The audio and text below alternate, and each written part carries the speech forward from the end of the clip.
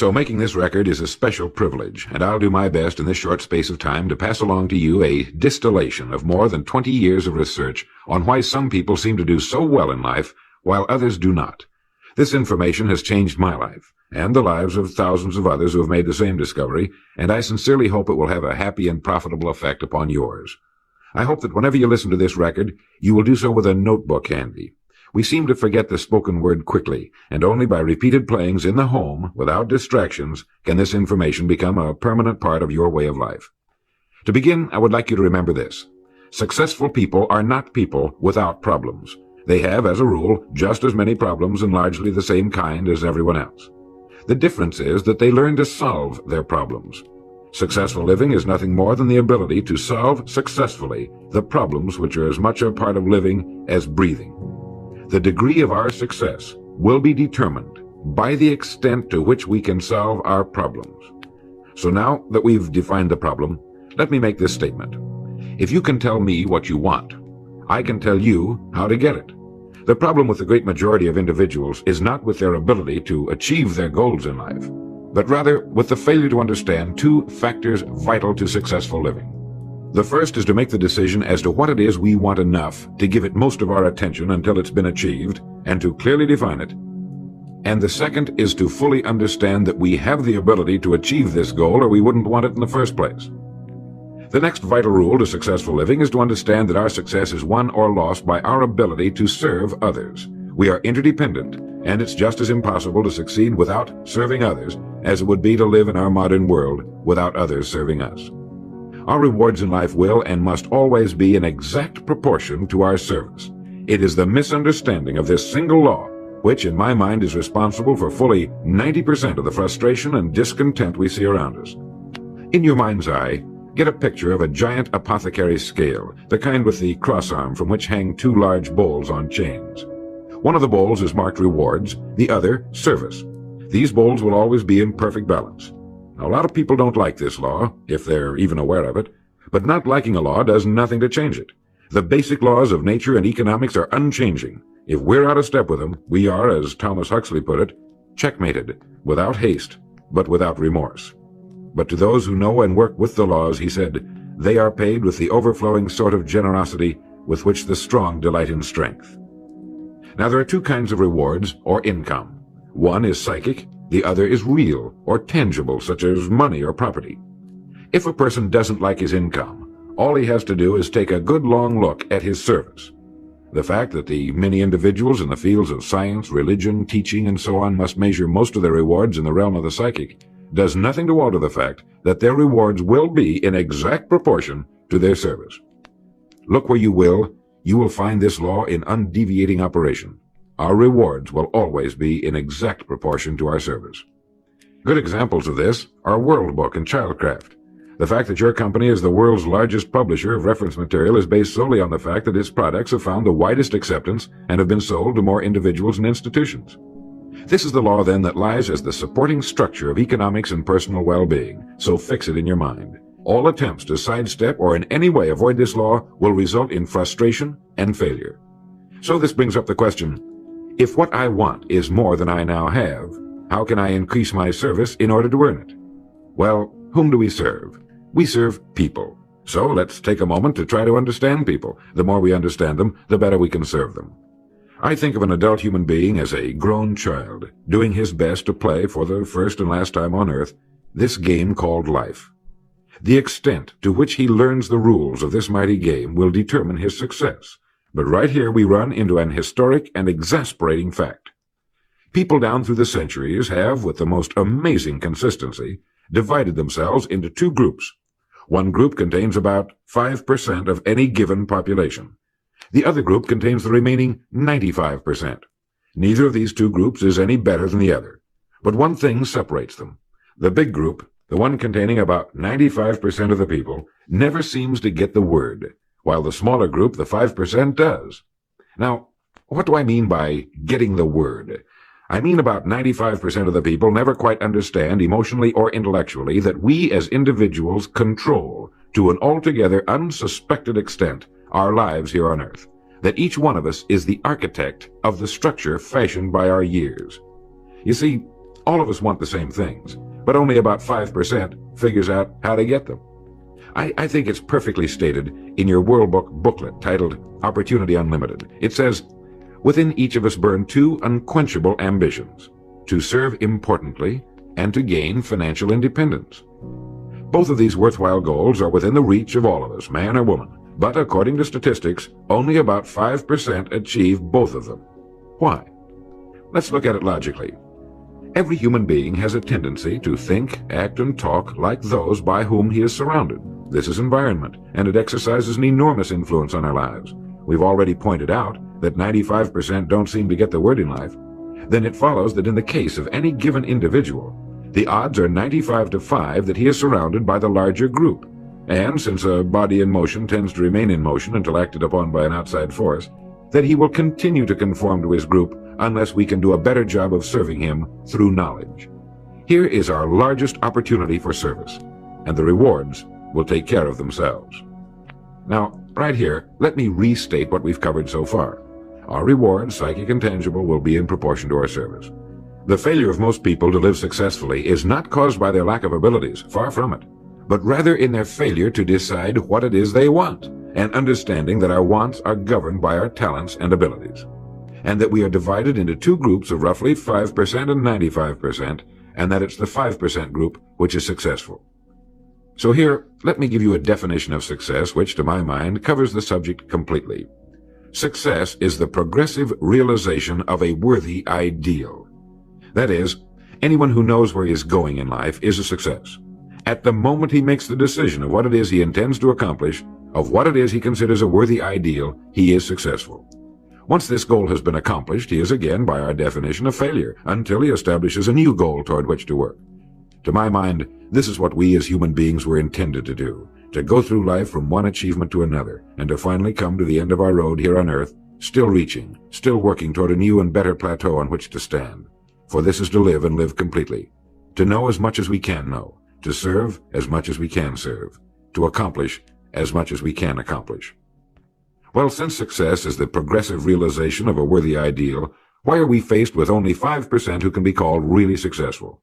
Because the best estimates available tell us that only about 5% will ever decide upon and define the one thing they want. One thing, because we can only do one thing at a time. To my mind, the story of a person's life is the story of a quest, a search to which he devotes his life. We know that the happiest people on earth are those who know exactly what it is they seek and set boldly out to find it.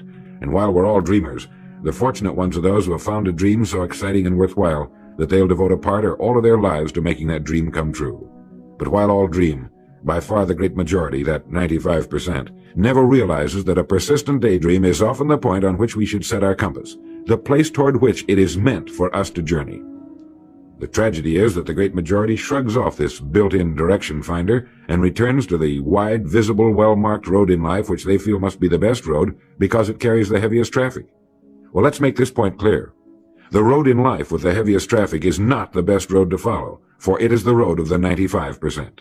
It is the road with no more opportunity, and with 19 times as much competition. Let me very briefly tell you how I got started on this business of making a study of people and why they wind up the way they do. I spent nearly 20 years looking for the secret to achievement. I didn't know it was older than the pyramids and had appeared in more than 50 million books. It started in 1933 during the last Depression for me. I was bothered by the difference that existed between what I had been told and what I could see around me. For example, I had been told that man was God's noblest creature and had dominion over all the earth and all its other creatures. I knew this was true, but in my neighborhood the creatures were eating better than we were, and I wanted to know why so many were poor when there was such abundance on the earth. They had no money, but there was still as much as there had been a few years before. Where it had gone? They had little education, yet education was on every side of them. They had very little food, yet it was raised in abundance. They lived in inadequate and ugly dwellings, yet there were good homes for sale. Well, it was apparent to me that these people didn't have the answer to the problem. They were good people, but they didn't have the answers. Here were people who were discouraged and confused in a world which should have been filled with challenge and excitement. It's true that we were in a period of general depression, but to the thinking individual, this represents another problem to be solved, another challenge to overcome. And to many, it was the thing that sparked their greatest accomplishments. I remember reading something once about discouragement. It was a fable about a devil's sale, and he had his many wares on display. There was the rapier of jealousy, the dagger of fear, the strangling noose of hatred, each with its high price. But on a purple pedestal, gleaming dully in the light, was a worn and battered wedge. This was the devil's most prized possession, and it was not for sale, for with it alone he could stay in business. It was the wedge of discouragement. Well, as I remember it, the people in my neighborhood were a pretty discouraged lot. Now, discouragement can only come from one of two things. One, a lack of information, or two, a situation over which we can exercise no control. It is very seldom that we're faced with number two. Almost all discouragement can be traced to a lack of information. If you find yourself falling from the top of a high building, you could justify discouragement. But it can be traced to your having made the fatal step, and that was a lack of information about the law of gravity. When I asked these people why we were in the fix we were in, they did a very human thing. They blamed other people. They looked everywhere for the answer except where it really was, within themselves. These were the 95%. And I decided to find out just what it was that separated the haves from the have-nots, not just in a financial sense, but in every sense. I found the answers in books written by great men. I found the answer in the Bible. Why didn't these people of whom I speak know the answers? They didn't read good books. They didn't read the Bible. Everyone owned one because it was fashionable, like a set of Shakespeare, but they didn't read that either. They were discouraged because they lacked information. They didn't know the rules of this game called life, and they had been checkmated, without haste, but without remorse. They didn't realize that without a goal, an aiming point, we're without purpose or direction. They clung together, feeling somehow that there was safety in numbers, without realizing that in this case, just the opposite is true. They didn't know that if we conform to the big group, the odds are 95-5 that we'll miss the boat in life in almost every vital and important aspect of living. To prove this, you need only take a look at human history. Of all the billions of human beings who've lived on Earth, all great advances, all great ideas have come from just a handful, a few thousand out of billions. Now, how have the people as a group reacted to the great ideas? Every great leader and thinker, from Socrates to the Wright brothers, has been scorned, ridiculed, poisoned, imprisoned, stoned, pilloried, burned at the stake, or crucified. Mankind as a group has made a consistently grisly game of tormenting his saviors. Why? Lack of information. Lack of knowledge. It comes from following the wrong crowd. What can we learn from all this as individuals? Two things. One, to amount to anything as individuals, we've got to be individuals. We've got to have individual goals, individual thinking, individual action. And two, we must never conform to the great mass of people. We must love them, help them, for our joy and success will be determined by the extent to which we serve them. But we must never lose our individuality and identity by permitting ourselves to be submerged in this suffocating sea of indirection and purposelessness. There's nothing wrong with emulation. In fact, it's a good idea, so long as we emulate a person who represents that which we wish to become, but never the crowd, never the 95%. And you know what the answer was, the secret to achievement that I'd devoted nearly 20 years to finding? Its pure simplicity had caused it to elude me, just as it manages to elude the majority of the people in any given age. I had been looking for something complicated, something only a mind prepared by years of study could grasp, and I found the answer so simple a child can understand it. In 6 words, we are what we think about. Our minds, our thinking, controls our destinies here on Earth to a degree totally unsuspected by the great majority of people. When you think about it a moment, it becomes so obvious, so clear and simple. Well then, if we become what we think about, and if we can control our minds, we can pretty well tell our own future. And that's the point I want to make. That's what I meant when I said earlier that each one of us is the architect of the structure fashioned by our years. This means that if we're confused about what we wish to become or accomplish, our lives, our environment will mirror that confusion. It also means that if we know what it is we seek, that it must be accomplished. Barring an act of God or a catastrophe over which we have no control, we as individuals can call our own shots for the rest of our lives. We can know what it means to go through life from one success to another, to play life according to the rules and reap the rewards. We can know what it means to have peace of mind and live calm, cheerful, successful lives. You are at this moment the sum total of your thoughts to this point, for there is nothing else you can be. And 5 years from now, you can be and have anything you set your entire mind and heart upon. Turn this record over now, and let me tell you of a way you can use this law to accomplish more in 5 years than the average person does in 40. Succeeding in life has always been a matter of doing that which the great majority does not do.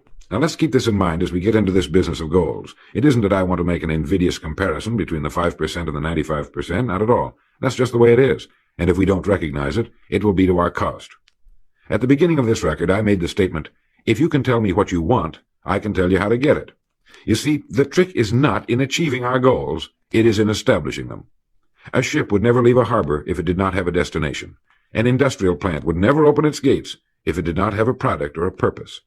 Football would not be played without goalposts, nor would baseball without a home plate. Every business operates for a purpose. Every game has a reason. Getting back to the analogy of our ship, if you were to climb to the navigation bridge and ask the captain the name and location of his next port of call, he would tell you immediately. There's not the slightest doubt in his mind. Can you tell anyone your destination just as quickly and in one sentence? The captain of the ship knows that he can arrive at only one port at a time. He knows that it's impossible to arrive at two. Do you know that? He also knows that his destination will be invisible for fully 99% of his voyage, but he knows it's there, and that he'll reach it, barring an unforeseen catastrophe, if he will just keep doing certain things a certain way every day. One fine morning his destination will appear on the horizon. He'll sail into port, his voyage successfully completed. When his business has been accomplished, he'll then sail to another predetermined port of call, and this will take him and his ship from one success to another for the rest of both of their lives. By understanding that he can reach only one port at a time, the owner of a ship can, in the short space of a very few years, reach hundreds of ports successfully. There'll be problems, lots of them, but they'll be solved, and the ship will steam its solitary course over the deep oceans of the world, devoting its life to accomplishing its mission and contributing its share to the welfare and economy of the world. Men and women who follow this sensible, obvious, and meaningful way of life will do the same. But the paradox is that most are like ships without rudders. They're subject to the whims of wind and tide. And while they hope they'll one day arrive in a rich and bustling port, you and I know that for every narrow harbor entrance, there's 1,000 miles of treacherous and rocky coastline. The chances of their just drifting into port are 1,000 to 1 against them. These are the unfortunate people who, not knowing the rules, believe that circumstance controls our lives. They believe in luck and superstitions, fate, the breaks. They believe that success comes as a result of who you know, not what you know. And while they cling to their false alibis, life passes them by, for the rules of life are just, and they are checkmated, without haste, but without remorse. Now what about you? Remembering that the definition of success is the progressive realization of a worthy ideal, what's the ideal toward which you are working, now, today, yesterday, and tomorrow? Can you write it in one sentence? Is your goal sharply and clearly defined? Now for a moment, let's return to the message in your booklet, Opportunity Unlimited. It reads, within each of us burn two unquenchable ambitions, to serve importantly and to gain financial independence. The first of these two desirable goals you've already achieved by being in the World Book Childcraft organization. Now let's take a look at the second ambition, financial independence. I mentioned on the first side of this record that I could tell you how you could be and have anything you set your mind on in 5 years.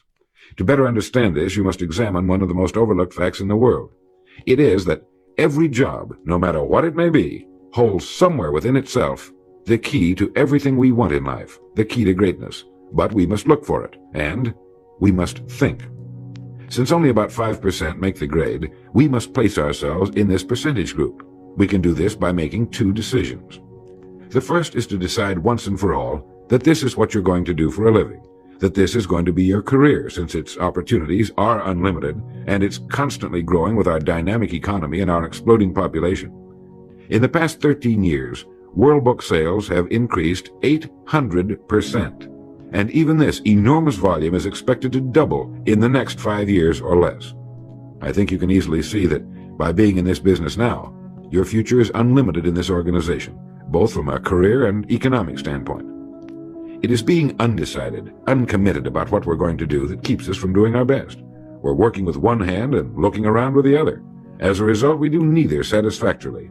And remember, this work contains within it the road to greatness, the key to anything you want for yourself and your family. Hundreds of people have already proved this in the last few years, so make the decision once and for all. Once this has been made, you'll feel as though a weight has been lifted from your mind. Perhaps for the first time in your life, you'll know where you are in the world. You know you have a place where you can serve, where you're needed and respected, where what you're doing is important. Once this decision has been made, we come to the second. Decide to become a professional at your business. You see, we can either compete or create. If we compete with all the other people in our line of work, we must be willing to accept the same rewards. If that's what we want, fine. But if we want to become professionals at what we do, then we must create. And when we begin to do this, there's no limit to that which we can achieve. We hear a lot these days about a word called security. Everyone wants security, but not 1 in 10 can tell you what it is. Most people will tell you that security rests with a job. This is impossible. There is no such thing as a job that represents security. Anyone with a job can lose it for any one of 1,000 reasons at any time. Those people I saw back in 1933, demoralized and afraid, thought that a job represented security. And when it had been taken from them, they had lost everything. They found themselves lost in a world they didn't understand.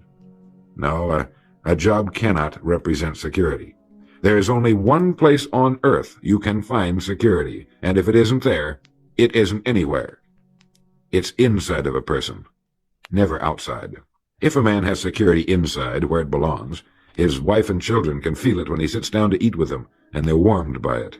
If a man has security inside where it belongs, you can see it walking down the street, and you can feel it when he enters a room. That's security, and you can't take it away from him. You can take away his money, his home, everything but a wife who's willing to start over, and most of them are, and drop him anywhere in the country. Go back in a year, and he'll be doing just as well as when you found him the first time. You can't keep a good man down, no matter what you do to him. Like cream on milk. You can shake it all day, but just set it down for a while, and it'll bounce right to the top again. This man or this woman has security, where it belongs. And do you know where it comes from? It comes from doing what we do for a living surpassingly well. It comes from being a pro in a world of amateurs. Becoming a pro isn't difficult. It comes from knowing what to do with time. It comes from knowledge, planning, and working. First, knowledge. This means learning everything we can about what we sell, about World Book, Childcraft, and our sales material. Learning everything we can about people, since that's who we sell, and learning everything we can about selling, since that's our profession. What we sell, who we sell, and how to sell. Those 3 subjects would fill a large library, but we can take things one at a time, and by devoting an hour a day to study, we can become outstanding professionals in 5 years or less. And it's the professionals in this business who can write their own tickets, good times or bad. They can live where they choose, and being professionals, work when they choose. Second, planning. This means writing down the specific goal we're now working toward. It means writing in detail about the first port of call we want to reach, realizing that we can only reach one at a time. It means selecting the income we feel will represent financial independence to us. Once this has been selected, we know exactly what we must do in order to reach it. As soon as our first goal has been reached, we can set a new one. The person who does this is the person people call lucky. Good things just seem to happen to him. The so-called breaks start coming his way. But it's a result of planning and working positively that attracts the good things to us. I can't emphasize too much the importance of describing your goal in detail.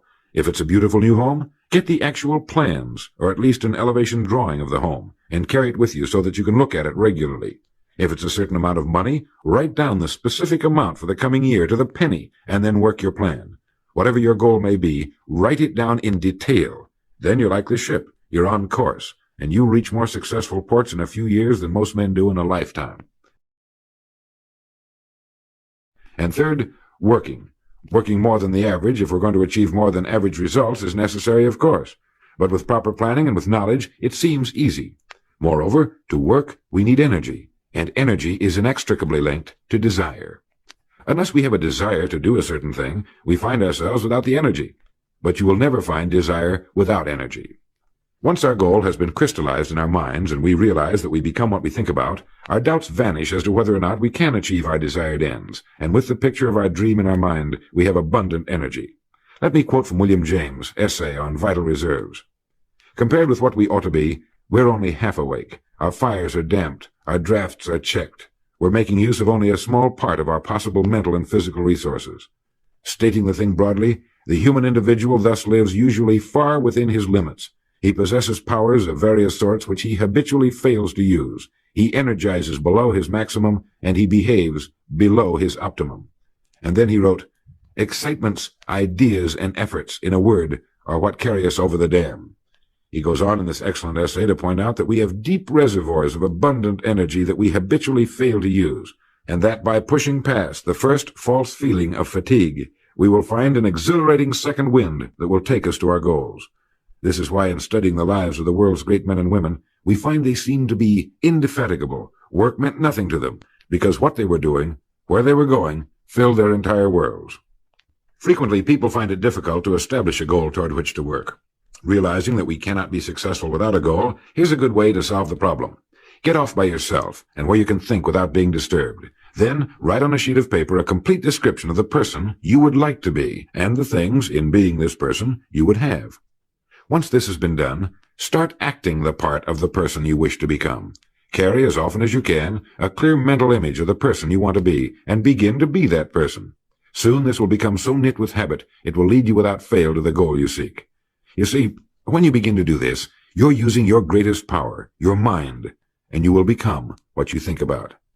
Some time ago I was flying west and reading a copy of a television play by the 3-time Pulitzer Prize-winning playwright Archibald MacLeish.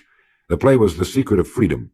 Suddenly I read a line that shook me to the soles of my feet, and for a long time I stared out of the window, thoroughly digesting the line I had just read. Here is that line. The only thing about a man that is a man is his mind. Everything else you can find in a pig or a horse. Think about that line until you know what it means. The only thing that sets us apart as human beings is our divine minds. Everything that means anything to us, our love of our families, our faith, our dreams, our talents and abilities, our religion, everything we know, is connected to us solely through our minds. Our minds represent our hope and our future. Yet, as a rule, it is the last place the average person will turn to for help. Your mind contains riches beyond belief, but you must prospect this rich and largely unexplored continent. And the only way it can be prospected is by systematic study and systematic thinking. Your mind is like a muscle. It will develop only to the extent that you use it, no more. By devoting an hour a day to study, you're building your mind into a powerful and creative servant. If you only do this 5 days a week, it comes to 260 hours a year. That's 1,300 hours in 5 years, or the equivalent of 162 8-hour days devoted to study and research. Believe me, if you'll do this, in 5 years you'll be one of the most accomplished professionals in your field, and you'll have the world on a string. You will virtually be able to write your own ticket. The average man works 8 hours a day, about 50 weeks a year for 40 years. That's time enough to become great at anything. The time will pass anyway. We might as well reap the rewards. So now, let's sum up and reduce the whole thing to a workable formula, a set of rules for this game of life that cannot fail to take us to where we wish to go.